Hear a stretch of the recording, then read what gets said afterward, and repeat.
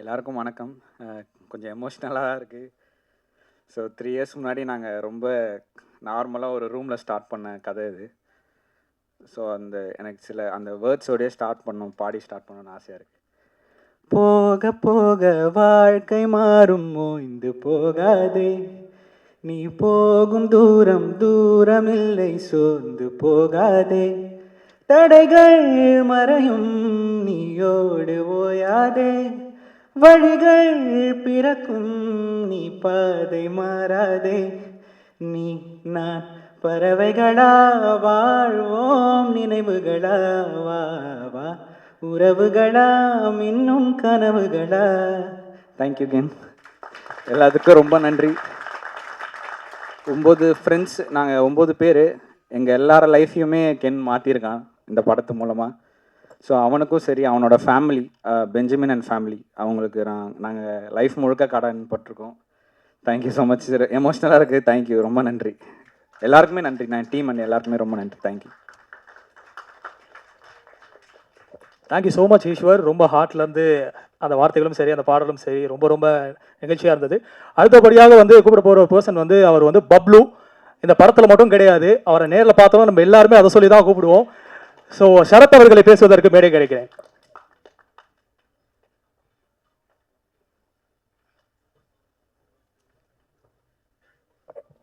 எல்லாருக்கும் வணக்கம்.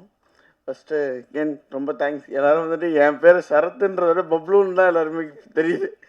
அதுக்கு காரணம் கேன் தான். கேன் ரொம்ப ரொம்ப தேங்க்ஸ். அப்புறம் கருப்பையான ரொம்ப நன்றி.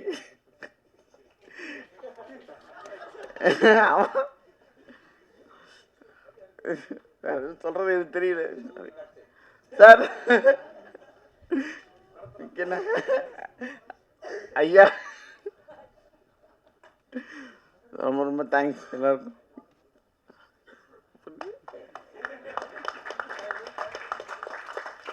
ஸ்பீச்சே ஆரம்பிக்கல, அதுக்குள்ளே எப்படிதான் முடிஞ்சதுன்னு பார்த்தேன். போயிட்டாப்புல. அடுத்தபடியாக இந்த கென்னோடைய வாங்க ஆண்டி, வாங்க.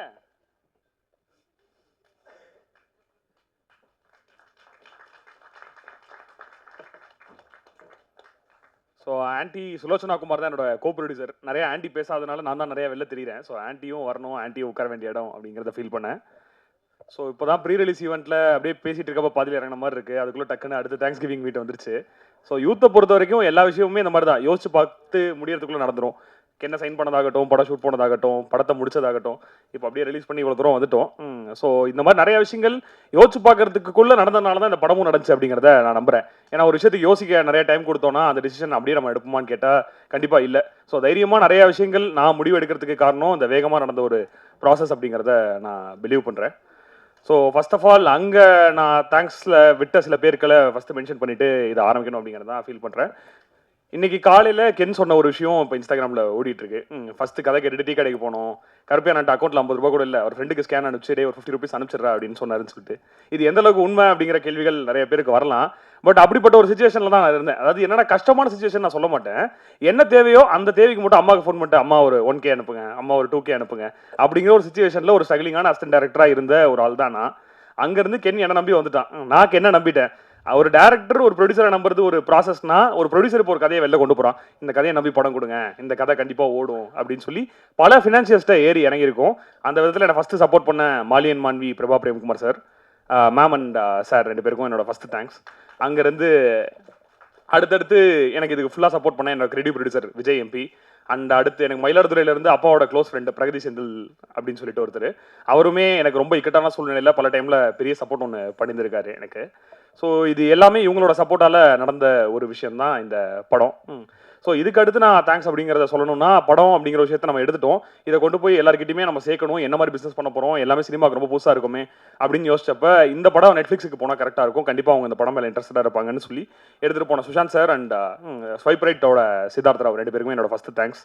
அண்ட் அடுத்து இந்த படத்தை பார்த்த மொமெண்ட்லேருந்து 3 வாட்டி இந்த படம் பார்த்து 3 வாட்டியுமே படம் பார்த்து அழுது இந்த படம் பெருசாக பண்ணணும்னு கடைசி வரைக்கும் எனக்கு நம்பிக்கை கொடுத்து, நீ உழைச்சிருக்க தம்பி, உன் உழைப்புக்கு இந்த படம் கண்டிப்பாக பெருசாக ஒரு விஷயம் பண்ணணும்னு சொல்லி கூட இருந்து எனக்கு டிஸ்ட்ரிபியூட் பண்ணி கொடுத்தா, தமிழ்நாடு டிஸ்ட்ரிபியூட் பண்ணி கொடுத்தா ராசி சிதம்பரம் சார், அவருக்கு என்னோட பெரிய தேங்க்ஸ். அண்ட் ஸ்டார்டிங்கில் நான் இந்த படத்தை நம்புறதுக்கு முன்னாடியே இந்த படம் ரொம்ப பெரிய படமாக வரும்னு நம்பின விஜய் டிவியை சார்ந்த Bala sir, Pradeep Milraj sir and Sabari sir 3 பேருக்குமே நன்றி. அவங்க கூட நான் சேட்டலைட் அசோசியேட் பண்ணியிருக்கிறதுல வெரி ஹாப்பி.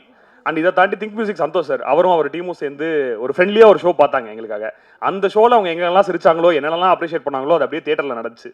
அது மிகப்பெரிய மாரல் சப்போர்ட் அந்த டைமில் கென்னுக்கும் எனக்கும் அப்படிங்கிறத டெஃபினட்டாக அந்த இடத்துல சொல்லலாம். அண்ட் இதை தாண்டி சொல்லப்போனால் எனக்கு இண்டஸ்ட்ரியில் வந்து என்ன இருக்குது அப்படின்னு கேட்டால் நல்ல ஃப்ரெண்ட்ஷிப்ஸ் நிறையா இருக்குது. அக்ராஸ் த இண்டஸ்ட்ரி அது இருக்குது. அப்படி தான் துல்கர் சல்மான் சாரோட படம் ஐஎம் கேம்னு சொல்லிட்டு ஒரு படம் சென்னையில் ஷூட்டிங் பண்ணிட்டு இருந்தாங்க. என் ஃப்ரெண்டு படத்தோட ரைட்டர். ஸோ அவரை பார்க்கறதுக்காக நான் போனப்போ அங்கே நம்ம படத்தோட ட்ரெய்லர் போட்டு காட்டி மறுநாளே அவங்க டீம் வந்து ஃபுல்லாக எல்லாருமே பார்த்து கேரளா ரிலீஸை பெரிய லெவலில் பண்ணி கொடுத்தாங்க. Thank you to Wayfarer team and Devadevan for all the support they have given me. And அங்கேருந்து கர்நாடகா ரிலீஸ் பண்ணி கொடுத்த ஏவி வெங்கடேஷ் சார் என் கிளாஸ்மேட்டோட அப்பா. ஆனால் அவருக்குமே தெரியாது என் கிளாஸ்மேட் அப்பா அவர் அப்படிங்கிறது. அந்த விஷயமும் அவருக்கு தெரியாது. அவர் கூட தான் நான் படிச்சுன்னு தெரியாது. இந்த படமாக எடுத்துகிட்டு போகிறப்ப we both discover that we are connected before itself. So கர்நாடகாவும் ஒரு பெரிய ரிலீஸ் பண்ணி கொடுத்தாரு. அண்ட் இதை தாண்டி பார்த்தா இந்த படம் கண்டிப்பாக தெலுங்குலையும் ஒர்க் ஆகும் அப்படிங்கிறத ஸ்டார்டிங்லேருந்தே ரொம்ப நல்லா நம்பணும். அங்கே நமக்கு என்ன பெரிய நேம் வேணுமா என்ன வேணும் அப்படின்னு யோசிச்சப்ப இந்த படத்தில் தெலுங்குல நாங்கள் யாரும் தெரியாது, கம்பெனியாக தெரியாது, இதே மாதிரி படத்தில் நடித்தவங்களும் யாரும் அப்படின்னு தெரியாது. ஸோ அப்போ அந்த படத்தை முடிஞ்ச வரைக்கும் ஆடியன்ஸ்ட்டை தெலுங்குல பெரிய லெவலில் மார்க்கெட்டிங் பண்ணி கொண்டு போய் சேர்க்கணும் அப்படிங்கிறப்ப சந்தீப் அண்ட் வினித்னு சொல்லிட்டு ஒரு 2 பேரை பார்த்தேன். என் வயசில் சிமிலராக ஒரு மார்க்கெட்டிங் கம்பெனி வச்சு தெலுங்குல நிறைய படங்களுக்கு மார்க்கெட்டிங் பண்ணிட்டு இருந்த 2 பேர்.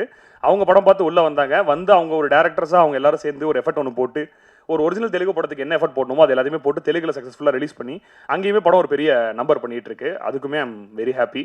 ஸோ அந்த படத்தில் நடித்த சுராஜ் சார், சுராஜ் சாரை வந்து நான் ரொம்ப நாளாக ஒரு க்ளோஸ் டு மலையாளம் ஃபிலிம்ஸ் பார்க்குற ஒரு சில ஆட்களில் ரொம்ப லாங் பேக்லேருந்தே நான் இருக்கேன். இங்கே ஃபோரமில் படம் ரிலீஸ் ஆனால் ஃபர்ஸ்ட் ஷோ போய் பார்த்துருவேன். ஸோ அப்படி பல படங்களில் நான் பார்த்த சுராஜ் சார். அவரை எப்படி இதுக்குள்ளே கூட்டு வந்தவங்க கதையை சாரும் நிறையா சொல்லிட்டாரு, நானும் நிறையா சொல்லிட்டேன். பட் எனக்கு சுராஜ் சாரை பக்கத்துலேருந்து பார்க்கும்போது ஒரு மிகப்பெரிய அட்மிரேஷன் இருந்துச்சு. ஏன்னா நான் சொல்லிட்டே இருப்பேன், டொவினோ வந்துட்டு தீவண்டின்னு ஒரு படம் பண்ணுறாரு, அதில் டொவினோக்கு மாமனாராக நடிக்கிறாரு, அடுத்த படத்துலேயும் சௌபினுக்கு அப்பாவும் நடிக்கிறாரு, அடுத்து ஹீரோவாகவும் பண்ணுறாரு, எப்படி ஒரு மனுஷனால இதெல்லாம் பண்ண முடியும் அப்படின்னு சொல்லி நிறைய வாட்டி நான் நிறைய பேர்ட்ட பேசியிருக்கேன். அப்படிப்பட்ட சுராஜ் சாரை க்ளோஸ் பையில் பார்க்குறது இட் வாஸ் வெரி ஹாப்பி. இப்போ சுராஜ் சாரா இல்லாமல் is my buddy after Hyderabad. Thank you so much sir. It was great walking with you. And Devadarshini மேமும் அப்படிதான், என்ன கருப்பையா ஹாப்பியான்னு ஃபர்ஸ்ட் நாள்லேருந்து மேம் கேட்டுகிட்டே இருக்காங்க. Very happy ma'am. Thank you so much for coming in to this film. And Nalini ma'am, உங்களோட எக்ஸ்பீரியன்ஸும் உங்களோட பிளெஸிங்ஸும் என்னைக்கா இருந்தாலுமே எங்களுக்கு ரொம்ப தேவை. And about heroines I have set 3 பேருமே எனக்கு சிஸ்டர்ஸ் மாதிரி. ஸோ நீங்கள் இந்த படத்தில் எனக்கு இந்த மாதிரி எனக்கு கோஆப்ரேட்டிவாக இருந்து 3 பேரும் ஒர்க் பண்ணி கொடுத்ததுக்கு ரொம்ப thanks. Meenakshi, Anishma and பிரியான்ஷி.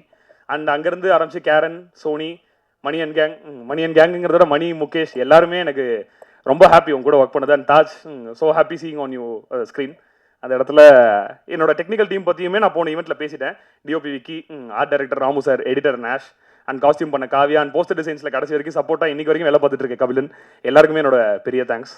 So இப்போ அதை தாண்டி இப்போ இது ஏன் சக்ஸஸ் மீட்டாக இல்லாமல் தேங்க்ஸ் மீட்டாக இருக்குது அப்படிங்கிற கேள்வி நிறையா வச்சாங்க.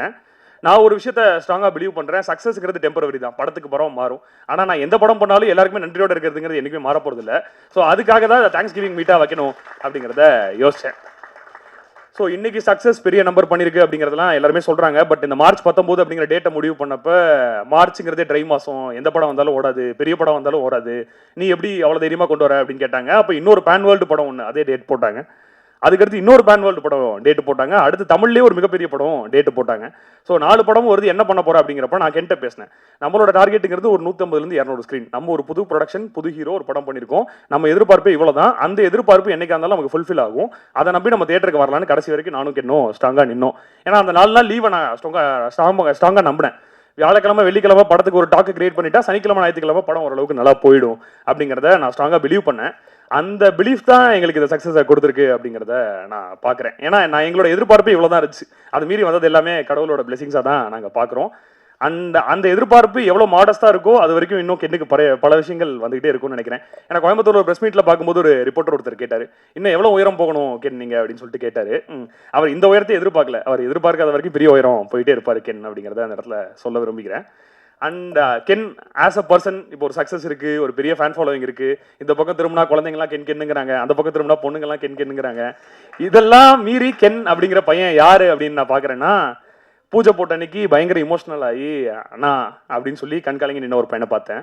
ஷூட்டிங் முடிகிற அன்னைக்கு அண்ணா நினச்ச மாதிரியே முடிச்சிட்டோண்ணா, நம்மளை யாருமே நம்பல, நம்ம தான் நம்மளை நம்பணும், பண்ணிட்டோண்ணா அப்படின்னு சொல்லி கண்காலங்கி நின்று அதே பையனை பார்த்தேன். ஃபர்ஸ்ட் ஷோ முடிஞ்சு எனக்கு பக்கத்தில் கென் பக்கத்தில் நிற்கிறதுக்கு எனக்கு தைரியம் கிடையாது. நான் கீழே இருந்து படத்தை பார்த்து நான் அழுதுட்டு இருக்கேன், மேலே கென் படத்தை பார்த்து அழுதுட்டு இருக்கேன். கமலா முடிஞ்சு 2 பேரும் நேரில் போய் மீட் பண்ணுறோம். அன்னைக்கு வரைக்கும் அந்த கென் மாறல.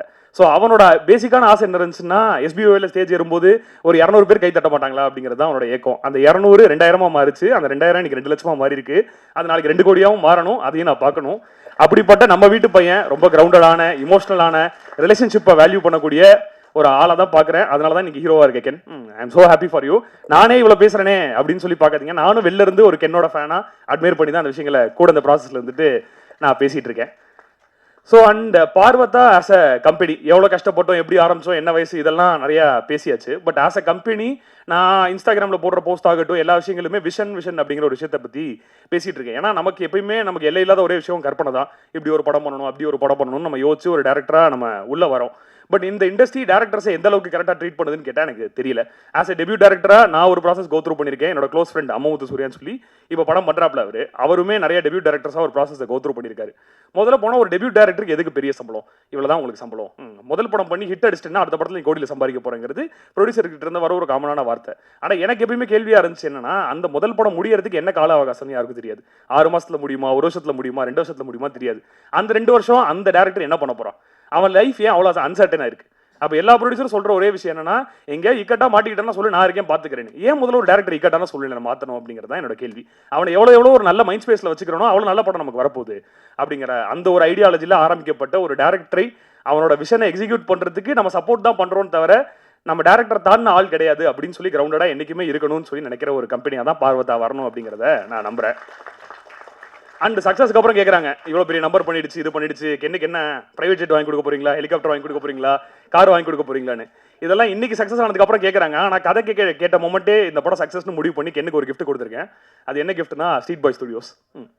ஸோ இந்த கம்பெனியில் இந்த படம் இல்லை எந்த படம் பண்ணாலும் டேரக்டரையும் ஒரு ப்ரொடியூசர் ஆக்கி அவங்களுக்கு படத்தில் ஒரு சதவீதம் கொடுத்து அவங்களையும் அந்த ப்ராஜெக்டை ஓன் பண்ண வச்சு வெளில கொண்டு வரணும் அப்படிங்கிறது தான் இந்த கம்பெனியோட மோட்டோ. இதை தொடர்ந்து ரெகுலராக பண்ண போகிறோம்.